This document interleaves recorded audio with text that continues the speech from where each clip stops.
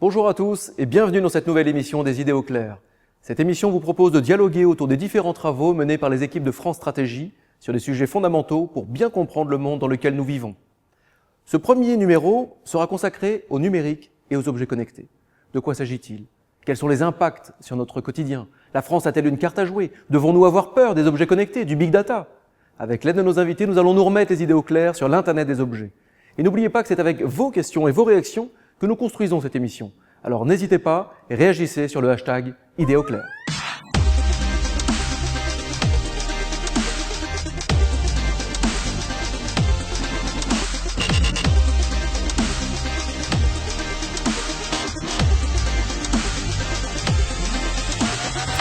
Alors pour démarrer cette émission, Lionel Janin, expert du numérique chez France Stratégie. Bonjour. Bonjour. Merci de vous prêter au jeu de cette toute première émission des Idées au clair.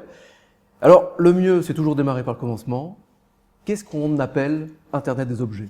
Alors, l'Internet des objets, le Internet of Things, l'Internet des choses parfois, c'est à la fois les objets connectés, qui peuvent être un smartphone, une montre, une balance ou tant d'autres objets, mais généralement le fait qu'on a des capteurs qui seront de plus en plus disséminés dans l'environnement, dans la ville, dans des voitures.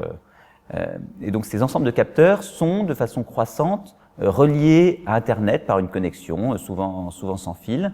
Et à partir des données qui sont collectées, on arrive à les traiter, il y a une capacité de traitement.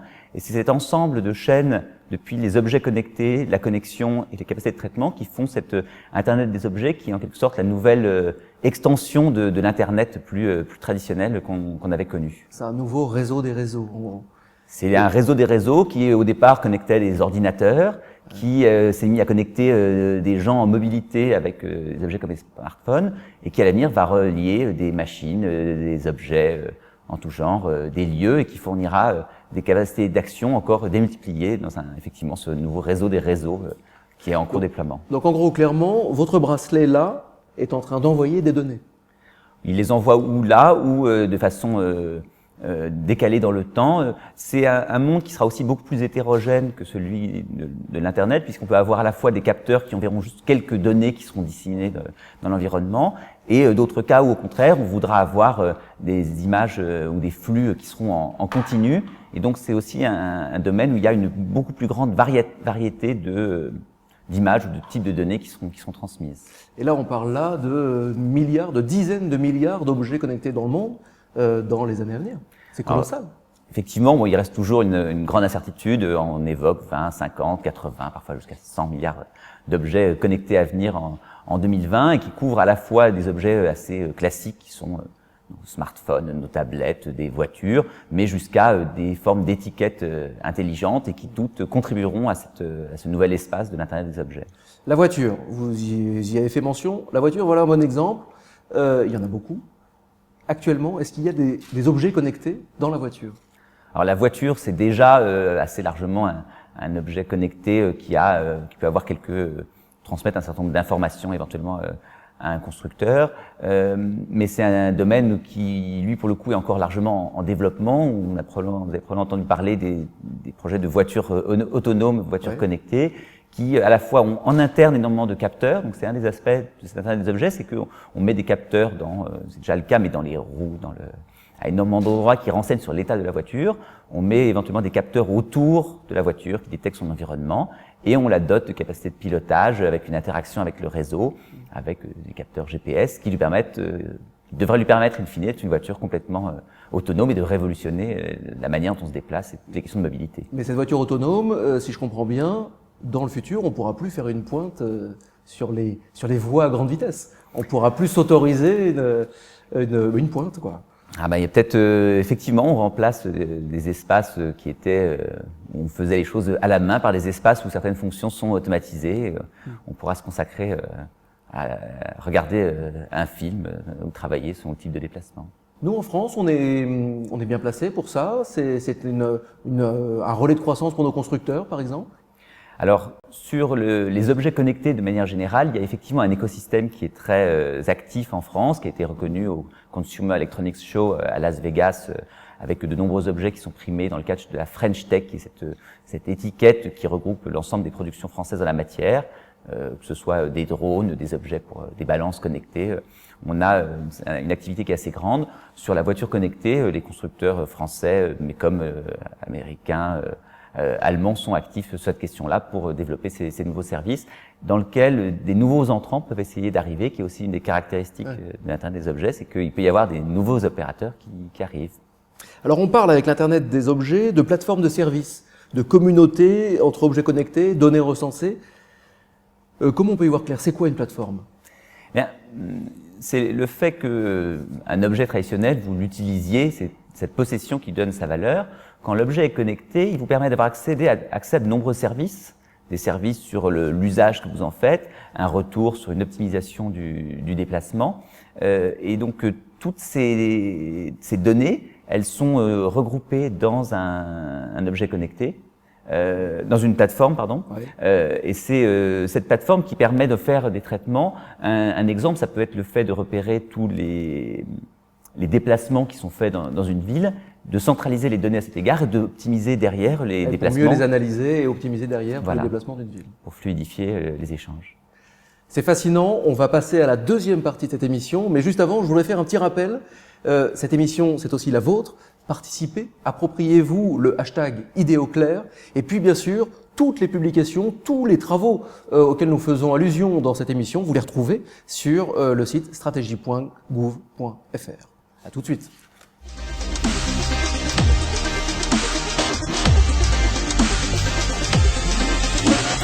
Alors nous rejoignons Mehdi Chouiten. Mehdi, bonjour. Bonjour. Merci de participer à cette première émission des Idées au clair. Vous êtes senior data scientist chez Parkeon et vous êtes passionné globalement d'innovation technologique. Oui. Et vous êtes collaborateur du think tank Renaissance Numérique. C'est bien ça. Alors nous avons reçu une question de Twitter, ça va lancer cette phase de dialogue. Une question de Fabien sur Twitter. Les objets connectés ne risquent-ils pas d'apparaître comme des gadgets et donc de mourir avec les modes? Qui veut s'emparer de cette question? Lionel. Je peux dire peut-être un petit mot. Voilà, là, il y a un bracelet connecté au poignet. C'est des objets qui sont en train de se répandre quand même dans la population. Mais effectivement, on sait qu'il y a un effet de mode sur ce type d'objet. Une balance connectée, une brosse à dents connectée, ça peut être amusant, mais ça peut aussi se périmer. Et là-dessus, on peut se dire qu'il y aura peut-être un objet qui sera suffisamment utile pour devenir indispensable. Apple a su faire ça avec le smartphone. Ça arrivera probablement à l'avenir. C'est pas forcément le cas encore aujourd'hui, mais il y a des chances que, pour les objets quotidiens en tout cas, ils deviennent indispensables. Oui, parce que Mehdi, effectivement, les 80-100 milliards d'objets connectés dans le monde, c'est pas pour demain. Ça va être durable. Aujourd'hui, en fait, il y a 75 000 objets connectés en France, et on imagine que ça va grossir. Effectivement, l'intérêt aujourd'hui n'est pas forcément concret pour la plupart des gens. Ensuite, si on positionne l'Internet des objets et les objets connectés sur le Gartner Hype, qui est en fait donc un graphe sur lequel on positionne des nouvelles technologies pour savoir quel est leur niveau de progression. Aujourd'hui, on est au top, c'est-à-dire qu'on est pour l'Internet des objets, on a des attentes qui sont énormes. Ouais. Donc, on s'attend à ce que ça soit une technologie qui révolutionne le monde. Ensuite, on s'attend à ce que ça baisse, parce que justement les gens ont un effet déceptif sur ces gadgets-là, et ensuite ça va remonter progressivement comme la plupart des technologies, où réellement ça va commencer à rentrer dans la vie des gens, on va l'utiliser pour la santé, pour d'autres domaines, etc. Donc là en gros on n'est qu'à l'aube d'une nouvelle ère. Voilà, effectivement. Et une nouvelle ère qui va impacter considérablement des domaines qui jusqu'à présent n'étaient pas forcément touchés. On pense à l'automobile, à l'assurance, à la santé. Avant Internet est arrivé, bon, ils ont un petit peu changé, mais ils n'ont pas été complètement chamboulés. Là, on a l'impression qu'avec les objets connectés, ça va complètement se transformer. Oui, alors effectivement, toutes les compagnies d'assurance aujourd'hui s'intéressent déjà au big data et aux objets connectés. On imagine des capteurs dans les voitures pour savoir vos habitudes. Si vous roulez 1000 km par mois ou si vous roulez 200 km par mois, ça ne sera pas les mêmes risques qui sont encourus, à quelle vitesse vous allez, où est-ce que vous allez, etc. Donc ça, c'est des données qui sont très précieuses pour les assureurs. Et qui aujourd'hui, dans toutes les compagnies d'assurance, vous avez une petite équipe qui bosse sur ça et qui essaie de voir comment monétiser ce genre de données et comment finalement affiner une offre par rapport à ces acquisitions de données. Oui, le point, pour la partie vis-à-vis du grand public, le point central, c'est qu'il y a énormément de données qui seront captées au plus près de l'individu, que ce soit sur lui potentiellement, que ce soit dans son environnement, que ce soit dans la ville. On s'attend bien à ce que ces données-là, elles soient capables de modifier des champs entiers de nos vies, de nos déplacements, et des champs comme la santé sont des domaines qui sont extrêmement prometteurs. Et la relation avec notre médecin, donc de notre assureur aussi, on commence à être pris un petit peu en étau, non? Alors, c'est vrai qu'il y a à la fois une dimension économique, c'est-à-dire que il y a ces objets qui donnent des données, il y a la question de la valorisation qu'on évoquait à l'instant, et il y a derrière probablement des questions de niveau de surveillance, de niveau de contrôle qu'on a sur ces objets qui sont de plus en plus diffus dans l'environnement, qui seront dans la maison, dans la ville, et donc qui prendront ces informations de façon partiellement anonyme, mais on sait bien aussi que quelques informations anonymes font de vous quelqu'un qui devient identifiable. C'est un des aspects qui doit être pris en compte pour que ça se développe aussi, parce que on voit que si les gens n'ont pas suffisamment confiance aussi dans ce qui est fait dans le traitement ou le contrôle qu'ils ont sur un certain nombre d'objets, probablement qu'ils ne les adopteront pas. Donc c'est une condition aussi pour que ça se développe de façon suffisamment satisfaisante aussi pour les individus. La clé, effectivement, c'est la confiance, c'est la relation qu'on a avec ceux qui mettent en place tous ces capteurs. Alors là-dessus, il y a à la fois des entreprises qui sont des grands, à qui on a confié des pans entiers de notre vie privée. Il y a des acteurs publics, notamment sur la santé, qui ont probablement un grand rôle à venir. Un des points importants, par exemple sur les questions de santé, c'est qu'on sera probablement soi-même détenteur d'une partie de l'information. Et ce qui va jouer, c'est savoir auprès de qui on la donne, auprès de son médecin pour qu'il affine ses diagnostics. Mais on sait que des entreprises aussi sont intéressées à les vendre. La question de l'assurance, évidemment, est assez centrale, et il y aura ce jeu où on aura plus de données sur son comportement, et on aura une relation qui sera beaucoup plus affinée avec son assureur, ce qui pose après des problèmes en fonction des différents types de risques qu'on a. Quand on a des risques très élevés, on peut avoir des assurances plus élevées. Alors il y a la santé, on a parlé de la voiture au début de cette émission, il y a la ville aussi. Mehdi Chouiten, qu'est-ce qui va révolutionner? Qu'est-ce que l'Internet des objets va métamorphoser dans notre ville, dans la gestion de la ville? Alors, je pense que les impacts sont très divers et très importants. Déjà aujourd'hui, avec le mobilier urbain connecté, on a beaucoup de changements dans les habitudes des individus. Alors, par exemple, au sein de Parkéon, on fait des horodateurs. Donc, a priori, rien d'exceptionnel de prime abord. Mais rien qu'avec les données qu'on collecte via nos horodateurs, aujourd'hui, on est en train de faire une application qui permet aux gens de trouver des places de stationnement. C'est-à-dire que vous avez une application mobile qui s'appelle Pass to Park. Et donc, via cette application mobile, vous pouvez chercher une place de stationnement, éviter de tourner en rond. Et pour faire cette application, on utilise les données d'horodateurs, y compris les données des villes qui sont en open data, etc. Donc ça, c'est une des modifications qu'on peut voir, c'est-à-dire que ça, non seulement on trouve sa place de stationnement, mais aussi ça allège le trafic parce que ça fait moins de voitures qui tournent dans la ville, etc. Et ça permet à la ville, du coup, de mieux gérer, de mieux fluidifier, d'optimiser les transports. Effectivement, d'adapter sa politique tarifaire pour dynamiser le centre-ville qui sont pas suffisamment dynamiques, des choses comme ça. Donc c'est vraiment des impacts qui sont très divers. Donc là, je parlais d'un aspect, il peut y avoir d'autres aspects type caméra dans la rue pour détecter des incidents, adapter les feux rouges en fonction de s'il n'y a pas de circulation à un horaire donné, etc. Selon les conditions météo, selon plein de paramètres finalement. Oui, puisque ça, on va en parler un petit peu plus tard, notamment autour d'un thème qu'on commence à connaître, qu'on a beaucoup vu au cinéma, le prédictif. Oui. On y viendra un petit peu plus tard. Mais avant, je vous propose de regarder une séquence vidéo qui a été réalisée lors du forum sur l'Internet des objets le 7 avril 2014 avec le soutien du think tank Objets connectés et intelligents. À tout de suite.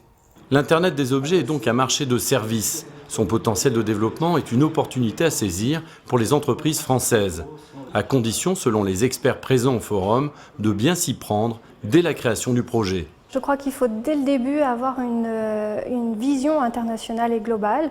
Les talents peuvent être situés sur le territoire français, mais ils doivent très vite créer un écosystème qui peut être international même dès la conception.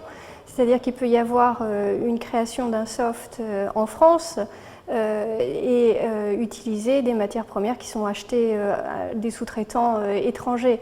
L'important, je crois, ce qui ressort aujourd'hui, c'est qu'il faut très vite avoir un seuil de marché qui soit international. Un seuil de marché qui soit international. Vous avez une petite réaction peut-être sur ce qu'on vient de voir, sur cette vidéo? Je crois que ça met en évidence une des caractéristiques de l'Internet des objets, qui est qu'auparavant vous aviez un objet, il est inerte, vous l'avez acheté, vous l'utilisez. L'Internet des objets, pour les objets en tout cas des particuliers, c'est des objets qui deviennent connectés, pour lesquels la valeur vient pas tant de l'objet lui-même que des services, des informations qu'il peut véhiculer. Et ces services, ils passent par une plateforme probablement qui collecte, gère ces données et vous rend des services. Et ces effets de plateforme, c'est des effets qui fonctionnent. Plus on a d'utilisateurs, plus on peut proposer des services optimisés et intelligents. Et donc ce passage à une échelle extrêmement grande était bien mis en évidence dans cette vidéo et constitue bien une des caractéristiques du succès de l'Internet des objets à venir. On a une question que nous avons reçue. Quel doit être le rôle des pouvoirs publics? Lionel peut-être. Alors, le rôle des pouvoirs publics, l'Internet des objets, c'est beaucoup de l'innovation. C'est des objets qui vont émerger à différents endroits. Et comme on l'a vu, c'est aussi potentiellement des effets de taille. Je pense qu'il y a des actions qui sont déjà en cours avec le plan objet connecté, avec le label French Tech qui vise à reconnaître plutôt des écosystèmes que de faire des choix de technologie, puisque on a vu aussi que c'était un univers sur lequel les technologies qui vont finalement être les plus utiles, il y a une certaine incertitude, donc on a intérêt à être à pas forcément faire un choix précis. On a intérêt aussi à ce que les collectivités territoriales prennent des initiatives et qu'elles mettent en place, à la fois qu'elles développent ce qu'on peut attendre de ces objets connectés dans la ville ou dans la santé par exemple, mais qu'elles veillent aussi à ce que ce soit suffisamment interconnectable, à pouvoir bénéficier de ces effets d'échelle qui font à la fin qu'une technologie pourra effectivement prendre une dimension internationale, voire être un succès mondial, comme ont pu l'être certains des grands groupes de l'Internet aux générations antérieures. Eddie Schwitten, un mot là-dessus? Sur le rôle de la puissance publique? Alors, je pense que effectivement, mon interlocuteur est plus amène à parler de ça, mais je pense qu'il y a des réflexions qui sont initiées autour des think tanks, notamment à Renaissance numérique, qui sont remontées au pouvoir public, notamment sur les aspects éthiques, sur la santé, sur les données qui peuvent être conservées après la mort d'une personne. Enfin, il y a plein de débats là-dessus, et je pense que ça suivra son chemin. Oui, parce que finalement, pour que l'usage se répande, pour que les entreprises soient de plus en plus prêtes, il faut qu'il y ait une demande en face, évidemment. Mais pour ça, il faut que le citoyen ait de moins en moins peur. Donc, il faut accompagner cette confiance. Et ça, est-ce qu'on a encore un gros effort à faire? C'est le cadre de gestion des données personnelles, si on prend vraiment cet axe-là, il remonte, en gros, il est géré par la CNIL depuis 1978, avec effectivement une optique qui est celle d'un grand système et qui demande le consentement des gens à l'utilisation de leurs données personnelles. Effectivement, il y a des réflexions en cours pour adapter ce cadre à ce monde de l'Internet des objets, du big data, dans lequel ces données sont captées de façon beaucoup plus diffuse et la notion d'anonymat est peut-être plus difficile à garantir et pourra nécessiter des adaptations pour être à la fois pour que les citoyens aient suffisamment confiance, qui est un des aspects centraux, pour que les gens s'équipent ou acceptent le déploiement de ces services-là, mais en même temps qu'on puisse bénéficier des retours qui sont attendus de ces données qui peuvent être captées. On l'évoquait dans la ville pour améliorer sa gestion, la rendre plus écologique aussi, plus économe en énergie, plus fluide. Dans le domaine de la santé, parce que évidemment, cette meilleure connaissance de soi-même, elle peut faire des progrès spectaculaires dans l'épidémiologie, dans l'évaluation des médicaments et donc dans l'amélioration de notre santé, notre bien-être. Donc il y a des gains extrêmement forts à attendre. Il faut démontrer l'impact, quoi. Montrer l'impact. Question reçue sur Twitter, sur le hashtag IdéoClair. D'après les experts, les big data ont une place de premier plan dans tous les domaines de la société, mais que désigne-t-elle vraiment? Alors ça, c'est une grande question, évidemment. Mais alors, juste avant d'y répondre, parce que là on peut partir sur... et on n'a pas le temps, je vous propose de regarder une vidéo qui resitue le Big Data, et retenez bien les 5 V. Surfer sur Internet, échanger des messages via son smartphone, son ordinateur ou sa tablette, c'est aujourd'hui devenu incontournable. Des habitudes quotidiennes qui génèrent des milliards de données, appelées les Big Data. Généralement, on caractérise l'analyse des Big Data par 5 grands V. Donc, tout premièrement, le volume, donc c'est la quantité de données sur lesquelles on fait des analyses. Nous avons ensuite la variété des données. Dorénavant, il est possible d'analyser des données qui sont sous forme à la fois de texte, mais aussi d'images ou de vidéos. Nous avons la vitesse. Avec les big data, on peut analyser des données en temps quasi réel ou extrêmement rapidement pour connaître le pouls d'une population à un moment donné. Le 4e V est la véracité, donc la qualité des données qu'on a et qui nous permettent de faire les analyses. Et enfin, on a la valeur, donc qui est la richesse qu'on peut créer avec ces analyses de big data. On le voit, messieurs, la clé, l'enjeu de demain, c'est donc la data, le big data. Est-ce qu'en France, vous allez croire que je suis monomaniaque dans mes questions, mais est-ce qu'en France, on est suffisamment équipé? Est-ce qu'on a les serveurs suffisants, les salles blanches suffisantes pour héberger autant de données? Alors, je pense que en fait le problème n'est pas tellement d'héberger la donnée parce que on a forcément les serveurs qu'il faut et que si on n'a pas, on peut en acheter. C'est du hardware, donc c'est pas vraiment le problème. Je pense que en France, la puissance c'est plutôt dans la partie exploitation des data. Donc c'est dans l'analyse voilà, de la data. Effectivement. Et je pense que la data c'est le pétrole et finalement l'analyse de ces données c'est toute la raffinerie et tous les produits qu'on produit à travers ces data. Et nous on a des idées. Voilà, effectivement, c'est ça.